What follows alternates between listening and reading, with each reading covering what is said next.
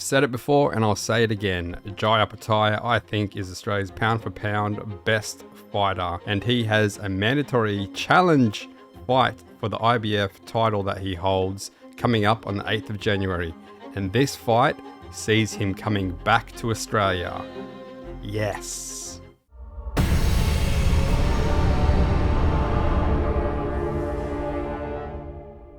That's right, the 8th of January 2025 will see Jai Opetaia return to Australia to fight the challenger of his IBF title. Jai Opetaia is set to take on Husseini Sankara. I don't know if I said that right. It's a weird German name, but that's the best I'm going to do. All right, let's get into the press release and take a look at the press release from Jai Opetaia and his team, and we'll delve further into this fight. Some real, I guess, emotional memories, isn't it? The last time here, Jai, breaking your jaw, winning the world title that night. Well, what does that, when you look back at that moment, what does that mean in your career and what you did that night? It's a huge milestone. You know, it was a huge step in my career, and you know, to come back to feel like not where it all started, but where a big chapter of, you know, the international sort of took off, and winning the world title, and then being able to bring it back here and defend it against a good opponent. You know, he's #1 mandatory, so it's exciting. You know, these are the fight nights we've been waiting for, and these are the big,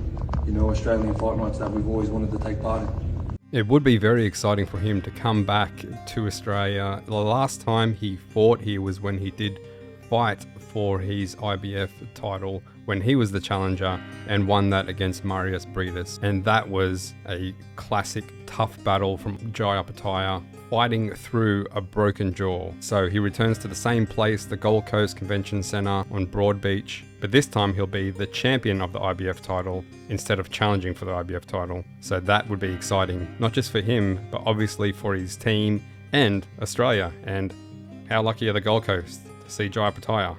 Wish it was in Sydney. What's the long-term goal, Jai? Is Undisputed? Is that the next goal for you? Definitely. We've been chasing these unification fights for quite a while, but you know, we've got a mandatory first, and he's a serious fight, so we're not taking him lightly. You know, this is our full focus, January 8th, and then you know, we've got a good fight on our hands. You know, and it's here on home soil, so you know, it means a lot. We're very focused. And this is exactly what I've been saying for Jai Opetaia. His focus has to be the cruiserweight division, and the ultimate goal would have to be undisputed champion. And that, to me, from this statement, sounds like that is his ultimate goal, is to stay in that cruiserweight division and not be distracted by the fighters in the divisions above him or below him. Just focus on the division that he's currently in. But again, still focusing on just the person in front of you. Like he just mentioned, his focus is this mandatory challenger, which it should be. And then after that, then focus on the unification, and then focus on the undisputed, and go from there. But to me, it sounds like him and probably his team as well have the right idea in terms of just focusing, obviously just the next fight in front of you, but just that one division. The ultimate goal is undisputed. You mentioned it might be the last time for a while you fight in Australia. Is it a little bit sad once you reach that point of your career where you've kind of outgrown fights at home?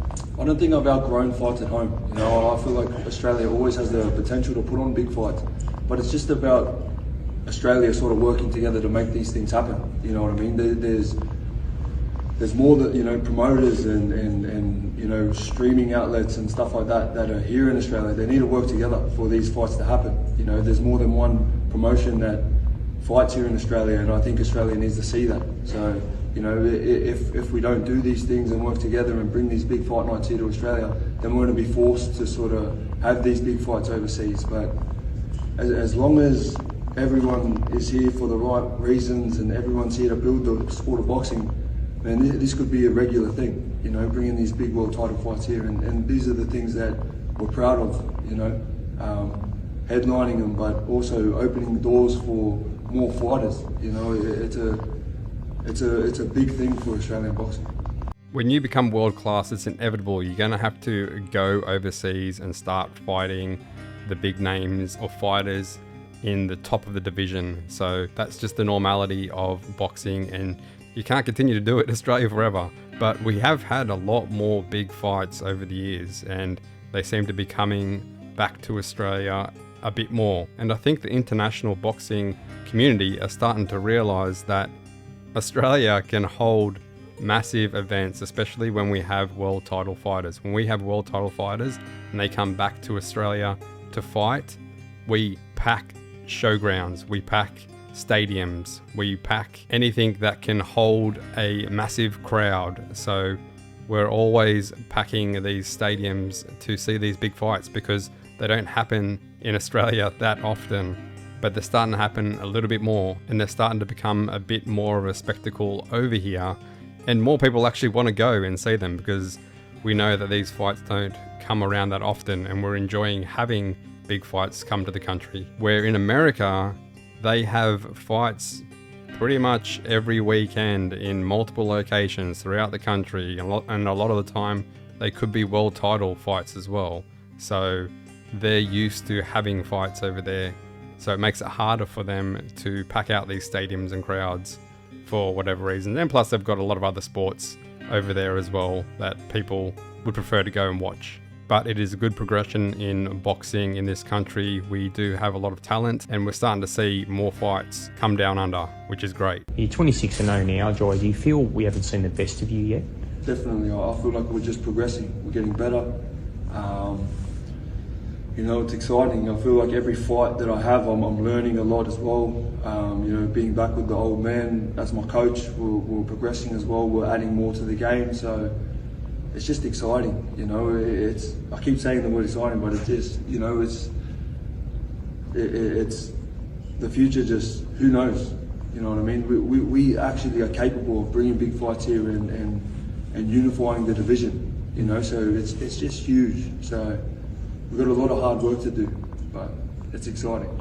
So you mentioned his dad coming back into his team, because it's my understanding that his dad only just came back into his team in his last fight. And I don't know if it was his dad coming back into the team, but his last fight was just outstanding, and he just fought a very impressive fight.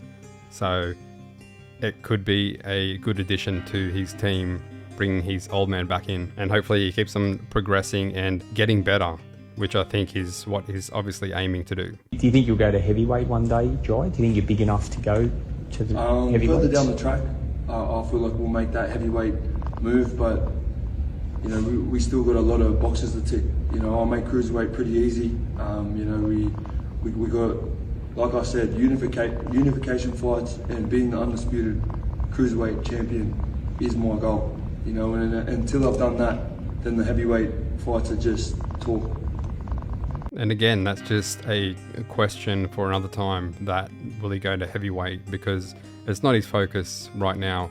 He still has a few more fights, 3, 4, 5 more fights before he even considers that path. So it's maybe, probably, but there's a lot more fights in between that decision being made. So I think it's a hard one for him to actually answer right now, but obviously he would be keen to go up to the heavyweight division once he ticks all the boxes he wants to tick in the cruiserweight division.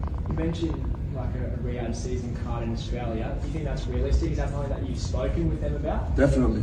It's definitely realistic, and Australia just needs to, show the support and get behind these things. And I feel like just having a full Aussie stacked card of the best fighters fight all the other, whether it just be a 5v5 against like the UK or, any of them, bring them on, you know what I mean? But the Aussies can do it. And I feel like if we all just work together and the fighters fight on the same cards, it's what it's all about, and we can sort of make history as well as fighters. Imagine that, a Riyadh card in Australia. That would be epic. You'd have Jai Opetaia, you'd have Tim Tszyu, you'd have Liam Paro, you'd have Sam Goodman, you'd have all these high-level fighters that we have at the moment. Maybe even throw George Kambosos in there, depending on how he goes in his next fight, moving up a division. But we've got all this talent, we've got all these fighters that are either champions or on the cusp of being champions or have been champions. So I think we can, at this stage, have a big night like that with high-level fighters that are from Australia. So that would be awesome. With Tim's last fight, that might be like a cautionary tale for a lesser known opponent who's a dangerous puncher and potentially not taking it as seriously as he should have? Is that something that you've got in the back of your mind, making sure you train as hard as you possibly can? We always train hard. We always are ready for anything that comes in the ring. You know, it's not accident that we're here. It's not accident that we're world champions. You know, we train and prepare like world champions. So we just got to do it all again. Get in those trenches, train hard, and the hard work speaks for itself. And that was the first thing that came to mind when this fight came up. I did a little research, I looked at his opponent, and I thought this just reminds me of the Tim Tszyu situation. But I think the difference is that this is Jai Opetaia, and I think the level of competition that his opponent has had has been very low class. Although he has had a lot of knockouts, his opponents are very low class, have been very low class opponents, with a lot of them, majority of them, have a lot more losses than they have wins. That doesn't mean that he's not a dangerous fighter. He is a very awkward fighter, but even if Tim Tszyu won his fight, I would still class Jai Opetaia as Australia's best fighter. Just the level of skill that he has and what he's actually achieved already. In my mind, he's just Australia's best fighter at the moment. That's it. Jake Paul fought Mike Tyson last weekend. He said he'd like to fight Canelo at cruiserweight. Would you be open to a fight against Jake Paul? I'm not here to call out Jake Paul. You know, I feel like they're in a different business to us. All I'm interested in is becoming the best fighter in the world. They're the most famous fighter, you know what I mean? I feel like it's two different businesses, so... I love his answer to that question. We're in the business of being the best fighters, they're in the business of being the most famous fighters, which is exactly what Jake Paul is doing. And when he classes himself as the face of boxing, it's not really the face of boxing as the best boxer, it's just the face of boxing. You're the most famous, not because you're a good fighter, you're famous because you were famous before you started boxing. And now you want to claim you're the face of boxing. But I like the answer to that question that Jai Opetaia just gave, that they're to be the best boxers, not to be the most famous. And that's what he's doing with his fights and how he's been approaching his fights. Good answer, Jai. Good answer. Yeah. Do you feel he's Australia's best fighter now, Mick? Mate, he's definitely Australia's best fighter. He's not only Australia's best fighter, he's one of the best fighters around the world. So, you know, he is the champion, the king of the cruiserweights. Everyone knows that. He's the baddest cruiserweight on the planet as we speak. And that's what I've been saying. He's the best Australian fighter. He's not just the best Australian fighter, he's potentially one of the best in the world. Not quite on the pound for pound list at the moment, but give it 3 or 4 more fights and he'll be in that pound for pound list. Potentially in that top 5 pound for pound list, especially if he's undisputed. Okay, let's take a look at Jai's opponent, Hussein Sin Cara.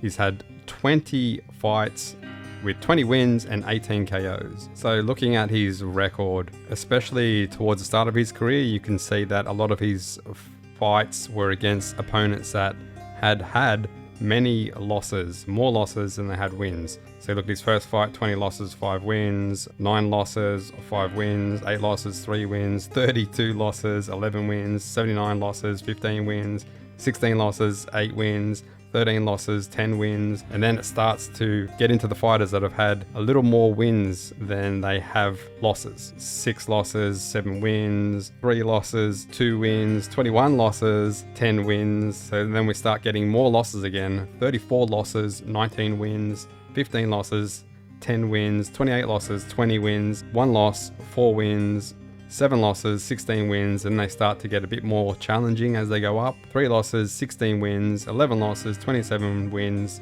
3 losses, 10 wins, 4 losses, 22 wins, start to get a bit more challenging. 14 losses, 21 wins, 10 losses, 20 wins, 3 losses, 18 wins, and now he finally gets to Jai. 26 fights, 26 wins, no losses. So Jai is the first undefeated fighter he's actually fought, and all the fighters have been pretty much German-based fighters apart from a few, so not too many international prospects within his list. But as I mentioned, it doesn't mean that he's not a dangerous fighter. He does have an awkward style, and he is a bit of a big puncher as well. So let's take a look at his last fight.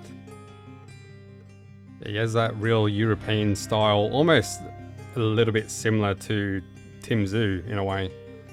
But there you go, big punches, you can see, awkward style.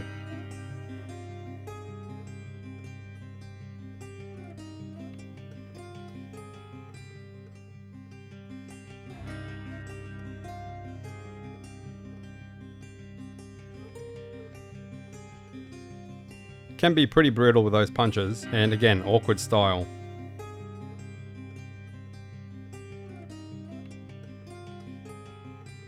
So, not a bad fighter, pretty impressive in terms of his punching ability.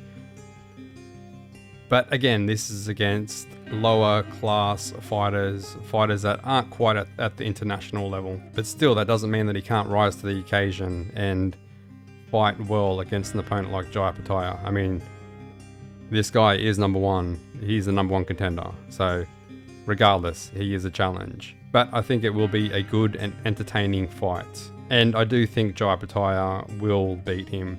I think the toughness of Jai Opetaia, yep, this guy's a big puncher, but Jai Opetaia just has that ability to be able to just stay on his opponent, make him miss, make him pay with the counters, and I don't think this guy has faced someone like Jai. I did go back and watch a fight with him fighting a southpaw, which was a fair few fights ago that he had, but looking at him fighting that southpaw wasn't very classy in terms of how many fights he had had. He was one of the fighters that had a lot more losses than wins, but yet it seemed like he struggled with him a bit. The guy got in a few good shots. The southpaw actually connected some shots, but Sin Cara ultimately beat him by knockout. Was just able to get enough shots in, nothing spectacular, but enough to do the job and put a guy away that had been beaten more times than he had won. But he did struggle a little bit, so maybe Jai Opetaia being that southpaw, he may struggle again, especially Jai Opetaia being a high-class southpaw. I think it's going to be a bit worrying for this guy. But who knows? I thought Tim Tszyu would do well in his last fight, and we've seen how that turned out. Let's hope it doesn't go that way this time. But anyway, the 8th of January, I'm looking forward to it at the Gold Coast Convention Centre. If only it was a little closer, I'll go to the actual event and watch it. Hopefully he starts bringing fights down to Sydney, so then I can go to them. Anyway, what are your thoughts on this fight? Who do you think wins this fight? Do you think Jai Opetaia is facing a risky, dangerous opponent and could potentially lose? Do you think he wins this easily? What are your thoughts? Let me know in the comments below, and until next time, peace out. Myths in boxing, highlight reels mean, front row seats to the blow by blow scene.